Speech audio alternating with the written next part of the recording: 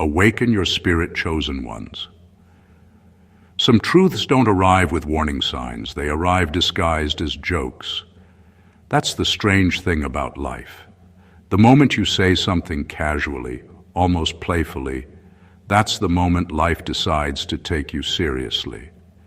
There's an old psychological finding that people reveal more truth in their jokes than in their explanations, and you proved it without even trying. You said it with a grin, throwing it out like a harmless comment, and everyone around you relaxed because they assumed you were just being dramatic, ridiculous, or you as usual. But now there's a shift they didn't see coming, a shift that has them blinking twice, replaying the moment you said it, and wondering if you somehow saw the future while they were too busy laughing. It's funny how people treat your words like decoration, until those same words start growing legs and walking into reality. Suddenly, the joke isn't a joke. Suddenly, that harmless line has turned into a full-blown prophecy, and everyone who dismissed you is scrambling for emotional seatbelts.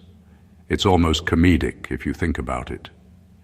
You drop one casual statement and unintentionally trigger a psychological earthquake. Now they're acting like they were always supportive, rewriting history at Olympic speed, because the truth is catching up a little too fast for their comfort. And that's what this topic is really about. How people lose their balance when the version of you they mocked becomes the version of you they can't ignore. How a single playful statement, once brushed aside, turns into reality so undeniable that they're left stunned, confused, and honestly a little embarrassed. This isn't just an intro. This is the moment the joke stops being entertainment and starts becoming evidence. Number one, they laughed because they thought your limits were permanent. People often respond with laughter when they think they've already figured you out. Their laughter wasn't just entertainment, it was confidence. Confidence that you would stay exactly where you were, doing exactly what they expected. They saw your joke as proof that you didn't take yourself seriously, and it reassured them. It confirmed their quiet belief that your potential had a ceiling, and that ceiling was comfortably low.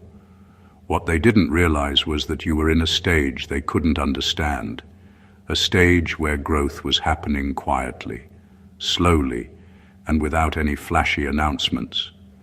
The joke landed because they felt safe. They believed your limits were fixed, like a label glued onto you that you would never peel off. They thought the version of you standing in front of them was your final form, and that any talk of bigger things was just you being playful or unrealistic. People are quick to laugh when the idea of you changing threatens the role they've assigned you in their minds. And once they assume your position is permanent, they treat any bold words from you like comedy, not possibility. But progress has a way of catching people off guard, especially when it doesn't fit their script. The moment your joke started inching toward reality, the laughter got uncomfortable. They weren't laughing at the joke anymore. They were laughing at the gap between who they thought you were and what you were becoming. And when that gap widened, their laughter turned into silence, then confusion, and eventually disbelief. Your growth forced them to reconsider their certainty. It made them face the fact that their view of you was never accurate. It was convenient. They underestimated you because it kept the world simple for them. But once your life began moving beyond those limits, they realized the joke wasn't a joke at all. It was a warning that you were never meant to stay where they placed you. And now that the truth is out in the open, the only thing collapsing faster than their laughter is their confidence in their own assumptions. Number two, your joke exposed their comfort in the old version of you. When you said it as a joke, they didn't just hear the words. They felt relief. They felt comfort in the familiar shape of you, the version they had already learned how to handle, already learned how to predict, already learned how to keep in a safe little box. Your joke fit perfectly into that box, and so they laughed, not because it was funny, but because it reassured them that nothing was changing, that their understanding of you was still intact. People get attached to the old versions of others the same way they get attached to old routines.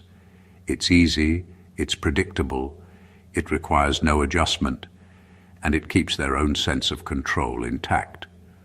What they didn't realize is that comfort is a fragile thing, and growth shatters it quickly.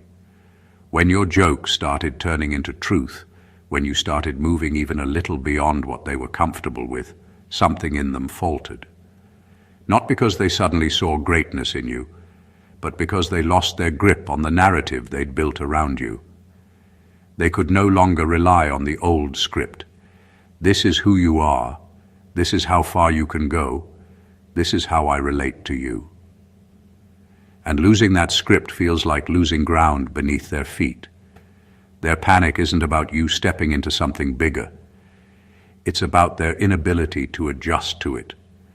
They enjoyed the version of you that stayed small enough to fit their expectations and quiet enough not to disturb their own sense of progress. When your joke became real, it forced them to confront something they never wanted to admit. They were comfortable with you as long as you weren't outgrowing them, outshining them, or outdoing the limits they placed on you without even telling you. So now they're spiraling, not because you changed, but because they can't keep up with the new reality. They can't laugh anymore because laughter was their shield, their way of keeping change at a distance. Without that shield, they're standing in the open, feeling exposed, feeling unsure, feeling like they're no longer entitled to the same access, the same closeness, or the same influence they once had. In the end, it's not your growth that rattles them. It's the collapse of the comfort they built on a version of you that was always meant to evolve. Number 3, you didn't surprise them. You destroyed their narrative. When you spoke those words, they didn't treat them like a prediction or ambition. They treated them like a punchline. And because they believed it was just a joke, they tucked it neatly into the story they already told themselves about you. Humans love their stories, especially the ones that make their world feel predictable. They decide who you are, what you can do, and how far you'll go long before you ever get a chance to prove them wrong.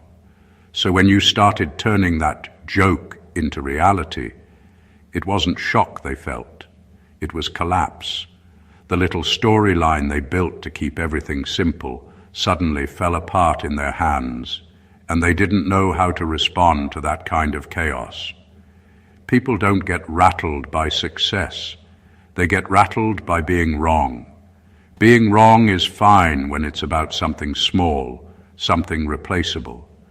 But being wrong about a person, about their potential, their ambition, their future, that hits deeper because it forces them to question their own judgment. When your progress revealed that their entire assessment of you was built on comfort instead of truth, it shook them in a way they weren't prepared for. The funny part is that you didn't do anything dramatic. You didn't come back with fireworks or speeches or grand declarations. You simply kept working, kept showing up, kept proving, quietly at first, then unmistakably, that their narrative had no foundation. And that's what terrified them. Not the achievement itself, but the realization that they had been writing a story with you in it without ever checking if it matched the reality you were living. Now they're staring at a version of you they can't explain with the old excuses or casual jokes they once used. They can't lean on the comfort of, "I knew it was impossible," or "they're just dreaming," because the evidence is standing right in front of them, refusing to be laughed off. When someone destroys a narrative without even meaning to, it leaves the people who depended on that narrative feeling unmoored, like they've lost their place in a book they thought they understood. So no, you didn't surprise them. You simply revealed how fragile their certainty always was. Number 4, they weren't doubting your joke. They were protecting their perception. When they brushed off what you said, it wasn't really about the joke. It was about keeping their own picture of you intact. Doubt was never the real emotion in the room. Comfort was. People hold on to their perceptions like life rafts because those perceptions tell them who you are, how close they can get, how much they need to take you seriously, and how much they can afford to underestimate you without consequences.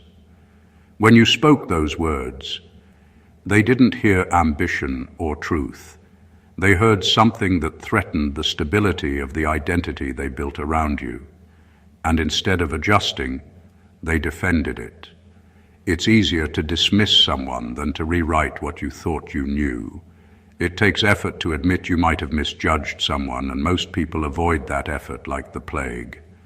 So they laughed, rolled their eyes, or nodded like it was cute or unrealistic, not because they truly believed it was impossible, but because believing otherwise would force them to confront their own shallow understanding. Protecting their perception felt safer than opening their mind. But life has a way of exposing these hidden defenses. When your joke started turning into something real, their internal alarm went off. Not because they suddenly saw danger in your progress, but because they saw danger in losing control over their own story about you. Their confusion, their sudden silence, their uneasy admiration, all of it comes from that same place. They don't know how to act around a truth they never prepared themselves to accept. This is what people fail to understand. Most judgments aren't about us. They're about the people judging. When someone underestimates you, it's usually because overestimating you would require them to grow, reflect, or admit they were wrong.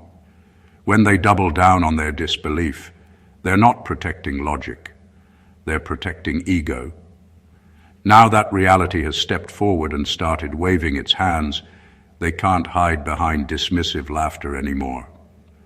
The perception they defended has been outgrown, outpaced, and exposed.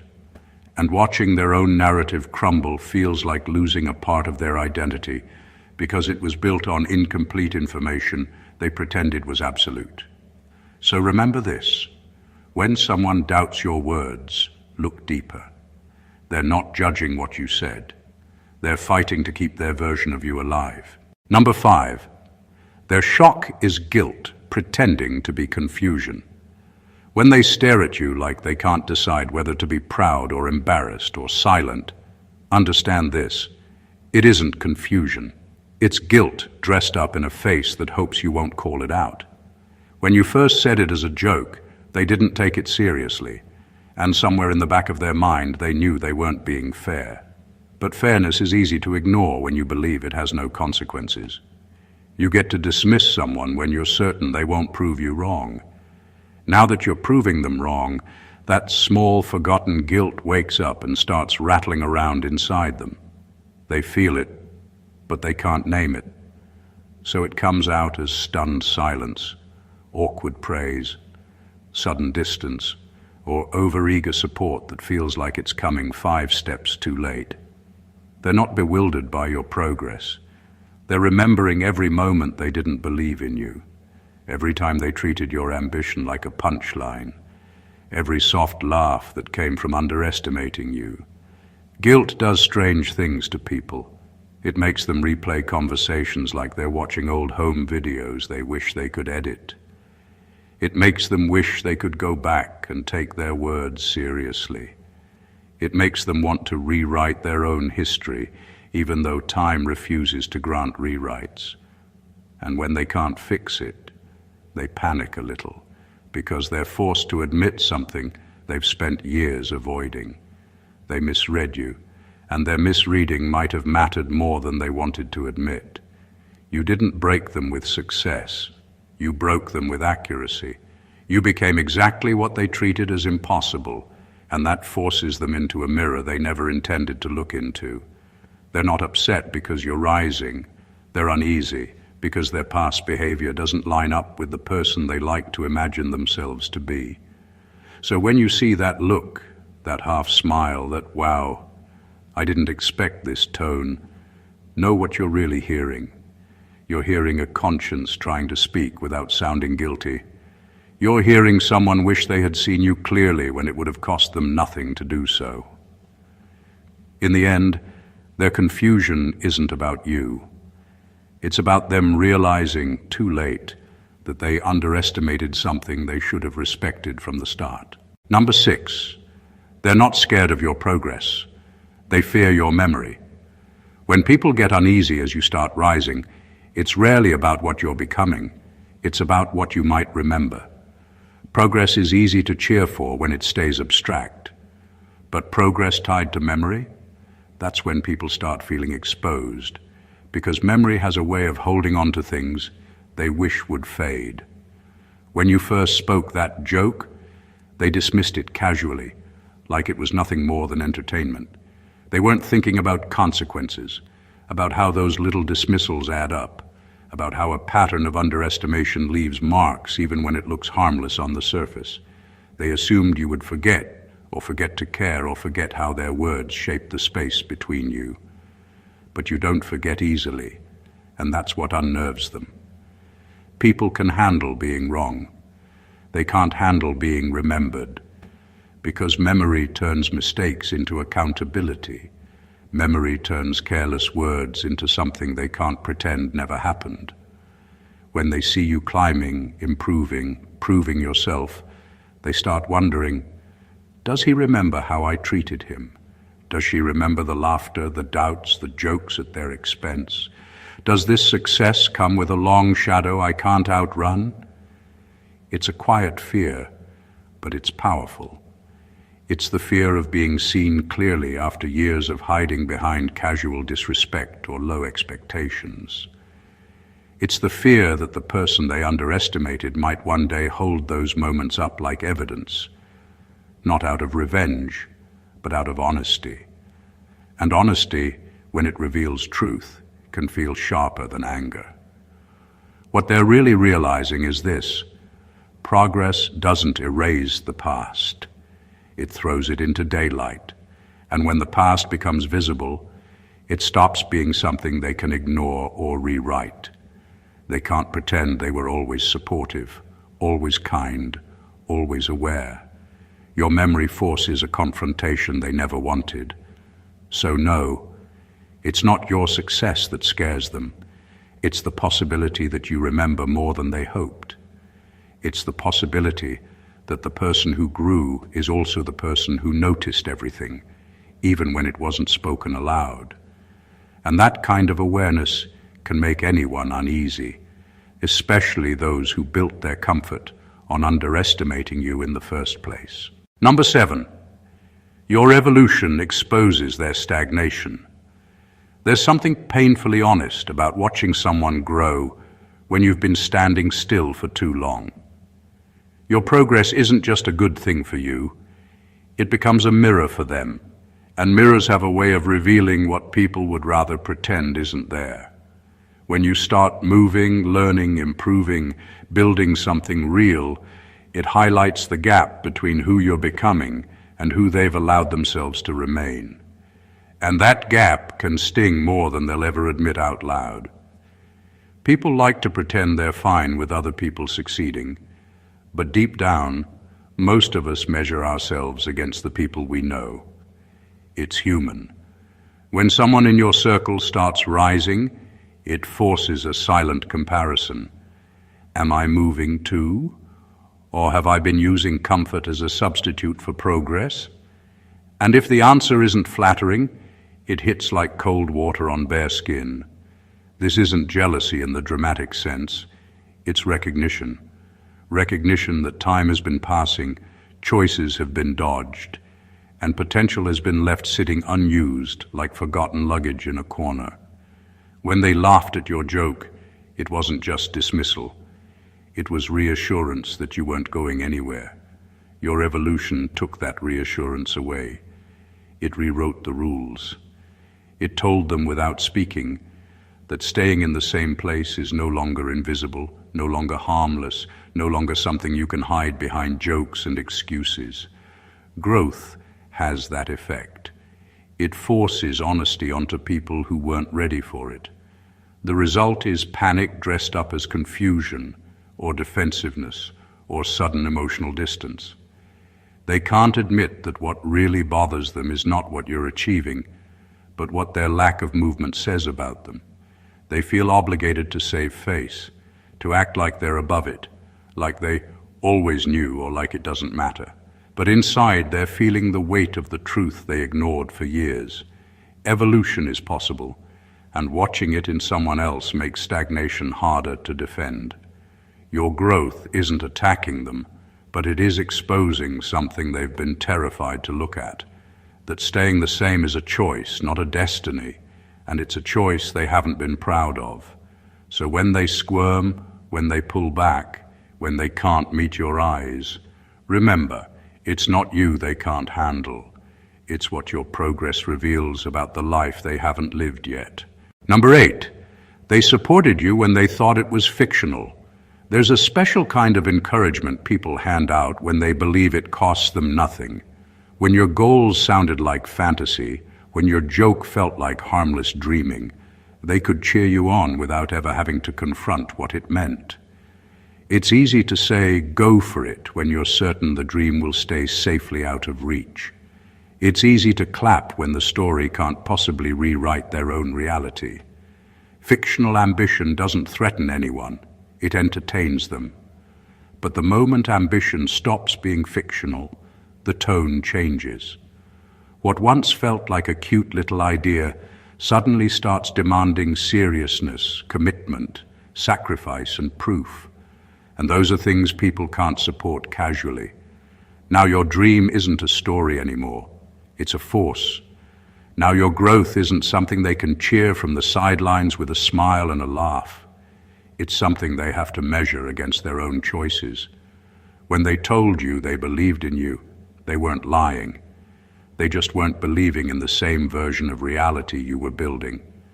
They were believing in the safe, imaginary version where nothing actually shifts, where they can stay comfortable and you can stay harmless. But once you stepped out of that imaginary space and into action, their support started to rust because it was built on fantasy, not on courage or understanding. Now they're confused because the rules changed without warning. They thought supporting you meant enjoying the idea of you succeeding, not dealing with the consequences of you actually succeeding. Real success demands recalibration. Relationships shift, expectations crumble, roles evolve, and people get left feeling like extras in a story they once thought they were co-writing. So when they pull back, when they get quiet, when their enthusiasm feels forced or hollow, it's not betrayal, it's revelation. They're realizing that supporting a real person with real momentum is harder than supporting a character in a daydream. They liked the version of you that could never compete with their own stagnation.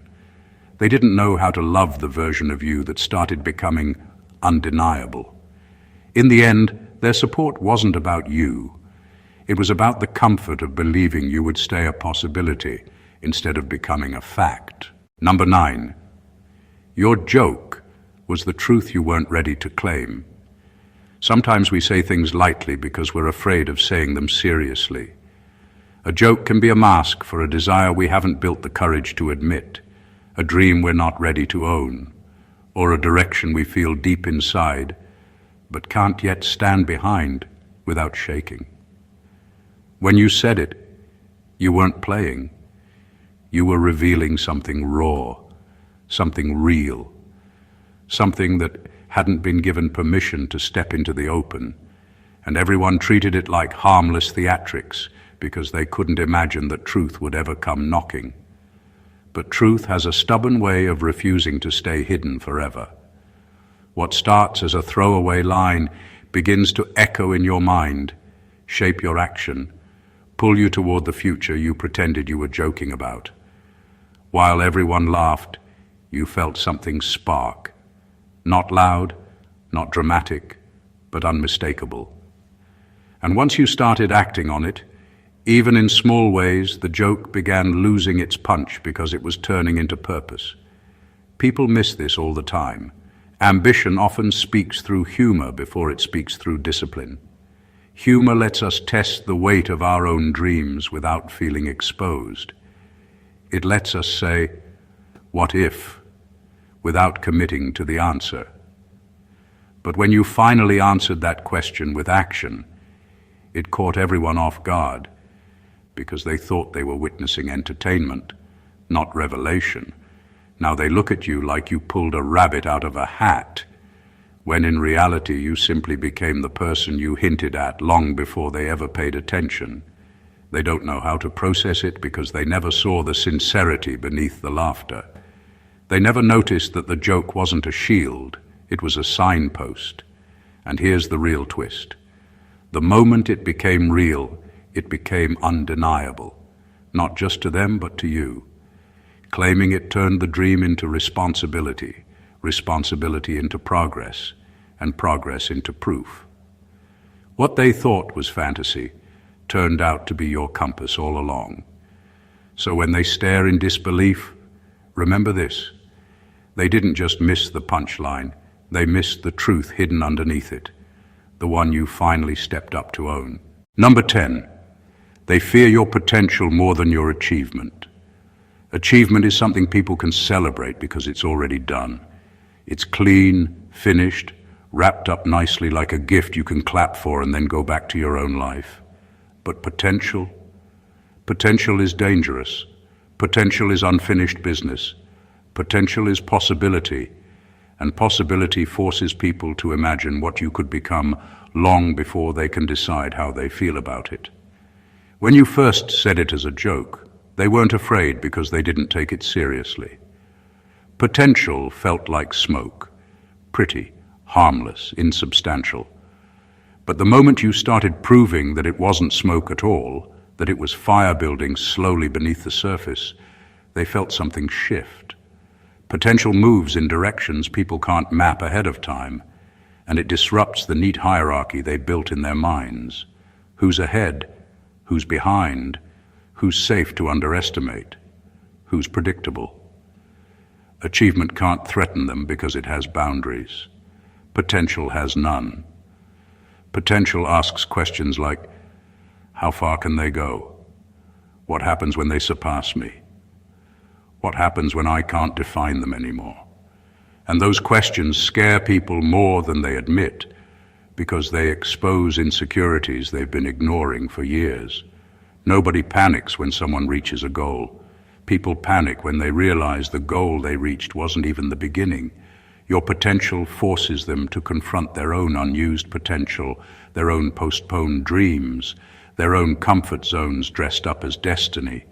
When they see you moving, improving, stacking wins, building momentum, it reminds them of all the things they could have pursued and didn't.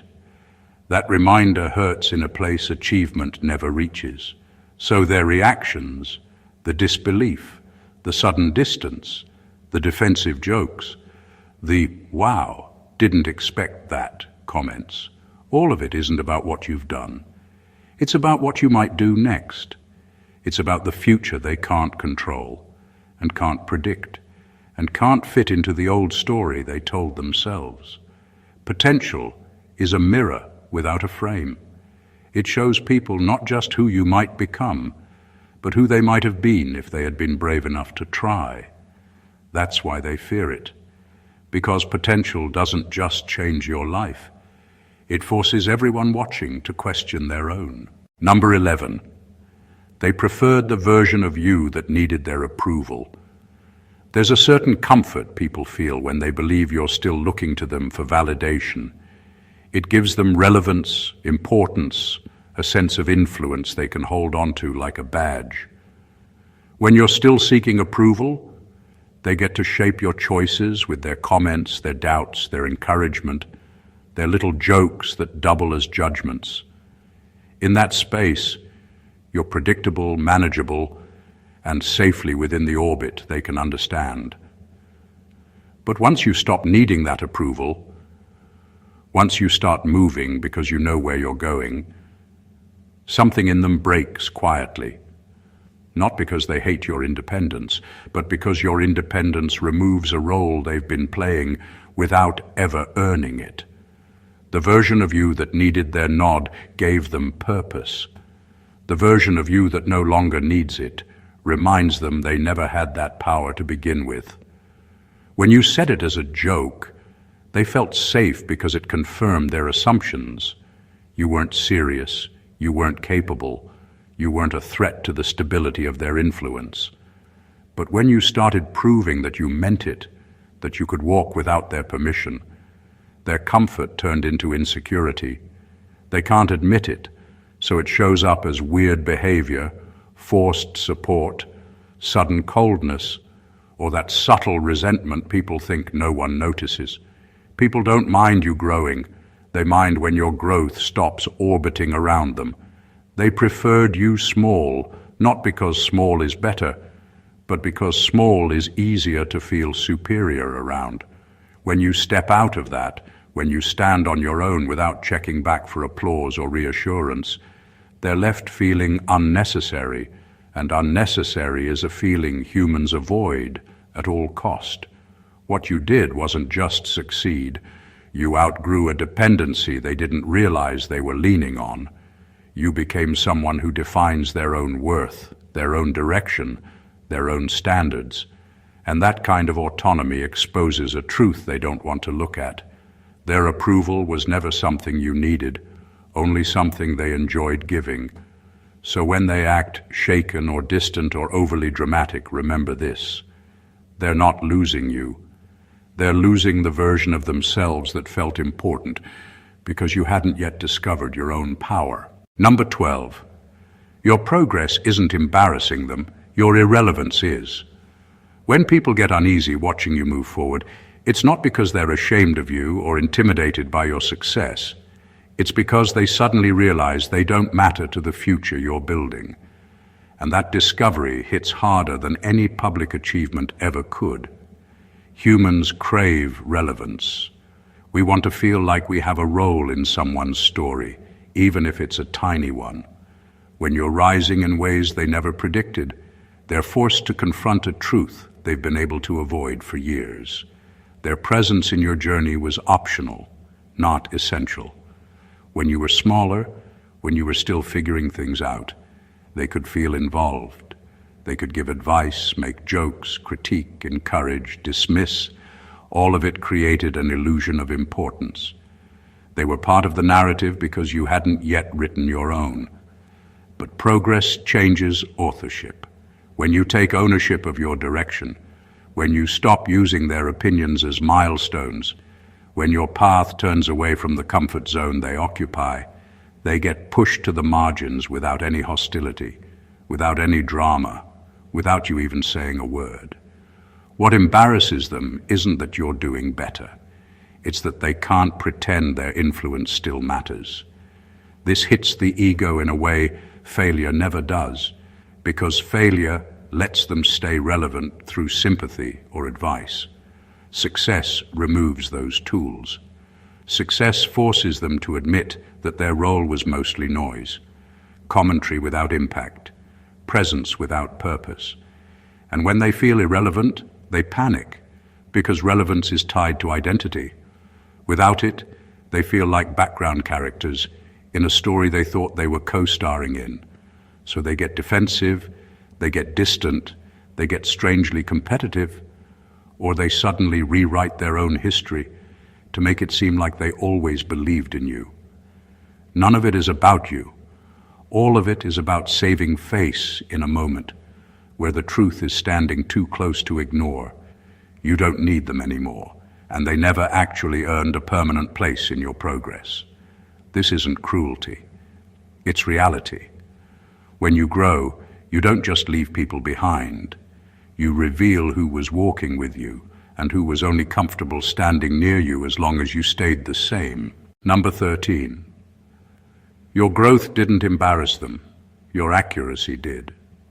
When someone laughs at you, they're not just laughing at the joke. They're laughing at their own confidence in understanding you. They believe they can read you like a book, page after page, predictable and safe. They feel smart, even superior in their assumptions. But when your growth lines up perfectly with something they dismissed, It's not embarrassment they feel. It's humiliation, the kind that stings because it exposes how little they actually understood. Accuracy is dangerous to people who mistake assumptions for truth. When you say something that sounds impossible and then slowly, steadily, undeniably make it real, you pull the rug from under their certainty. They can't hide behind "I didn't know" anymore, because you gave them the information. They can't pretend they were misled, because you told them exactly what you were aiming for, even if you said it with a smile and a joke. What they can't stand is the realization that their whole analysis of you was built on convenience, not clarity. They weren't reading you. They were reading what they wanted to believe. And when reality contradicts that belief, it feels like being caught talking loudly in a room where no one is listening. The room goes quiet, and suddenly every misplaced assumption echoes like a mistake they can't unhear. Your growth becomes a kind of proof they can't argue with. You didn't become impressive by surprise. You became impressive by being precise, by being aligned with something you stated long before they bothered to take it seriously. It forces them to confront a deeper truth. They weren't judging your potential, they were judging their own comfort. So they get defensive, they get awkward, they get overly supportive, or they get strangely absent. None of those reactions come from pride or jealousy or even insecurity alone. They come from being shown in living color that they were wrong in a way they never expected to be shown. Accuracy can't be laughed off. It can't be dismissed as coincidence. It can't be explained away. When someone's reality proves them right, it exposes every careless assumption around them. And that kind of exposure is something people never prepare for, not because it's harsh, but because it's true. Number 14. They laughed because you were early. They're shocked because you were right. There's a special kind of loneliness in being ahead of the moment you're standing in. When you said it as a joke, you weren't being dramatic or silly. You were speaking from a place they couldn't access yet. They laughed because the timing didn't match the truth. Early truth always feels like nonsense to people who can only understand what they can already see. They weren't laughing at you. They were laughing at the gap between where you were and where you knew you were going. People trust what they can measure. They trust what is already visible. They trust what fits inside their timeline, not yours. So when you spoke that line, they treated it like fantasy because, at that moment, it was invisible to them. Early vision is indistinguishable from imagination to anyone who hasn't trained themselves to look beyond the present.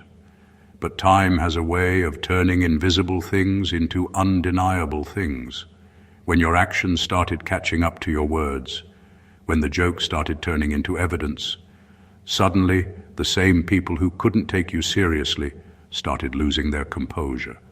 Not because you changed, but because they were forced to accept that you saw something they didn't. And there is no feeling more uncomfortable than realizing someone understood their own trajectory better than you did, especially when you thought you understood them perfectly. They're shocked because being right exposes them in a way that being successful never could. Success can be explained away as luck, timing, connections, or coincidence. Being right exposes judgment. It exposes perception. It exposes how shallow their understanding really was. The truth is this: people don't punish you for dreaming. They punish you for dreaming before they can imagine it too. When you're early, you look foolish. When you're right, you look unstoppable. And the combination of those two is something most people can't handle without losing their emotional footing. They can't laugh anymore because laughter would admit they misread you. They can't dismiss it because reality is staring them down. They can't take credit because they never saw it. So they do the only thing they can do. They stare, they stumble, they scramble, and they finally understand that what they called a joke was always a forecast they failed to read. In the end, This isn't really about jokes or success, or even proving people wrong. It's about truth, the kind that hides in plain sight until life forces it into the open. It's about how people react not to who you are becoming, but to what your becoming reveals about them. Your growth shakes their comfort, exposes their assumptions, rewrites their narratives, reminds them of dreams they buried, and shows them a clarity they never bothered to look for. When they laugh, it's not always cruelty. Sometimes it's fear disguised as humor. When they panic, it's not always jealousy. Sometimes it's the sudden collapse of a story they built to make themselves feel safe. When they stare in shock, it's not disbelief. It's recognition. Recognition that you saw yourself before they ever bothered to, and you trusted it enough to follow through. So don't take their reactions personally. Take them as proof that you are moving, changing, growing, stepping into a version of yourself they can't yet explain. And that alone is enough to unsettle anyone who has spent too long standing still. Keep speaking your truth, even when it comes out sounding like a joke. Keep working when no one believes it. Keep becoming someone they can't fit into their old boxes, because the real victory isn't that you prove them wrong. It's that you prove yourself right. If this video gave you even one moment of clarity, one spark of motivation, or one reminder of who you really are, then it did its job. Don't forget to subscribe for more deep, honest, mind-shifting content. If you enjoyed it, like it. It helps more than you know. Drop a comment with which point hit you hardest or what truth you've been hiding in jokes, and share it with someone who needs to hear it today. Thank you for being here, and remember, the truth always shows up, sooner or later. Stay awakened, chosen ones.